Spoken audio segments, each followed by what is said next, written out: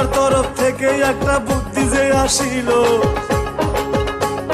রুটি বানাইয়াই আমি খোলাতে ভাজিব, আঙ্গুলে কালি ভরাইয়া রুটিতে লিখিব।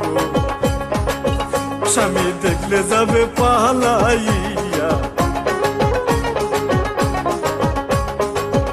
তার জানটা যেন যায় বাসিয়া গো, দেখলে যাবে পালাইয়া। রুটি বানাইয়া তখন লিখিতে লাগিল, লেখা দেখে প্রাণের স্বামী পালাইয়া যায়। কবরেতেও পদ্ম ফুল ফুটিতে যে পারে, তুমি স্বামী পয়সা গেলে ভুইল নাই আমারে।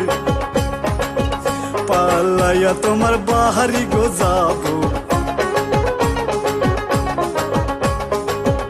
তোমার দাসীগিরি করে খাবো গো পালাইয়া তোমার।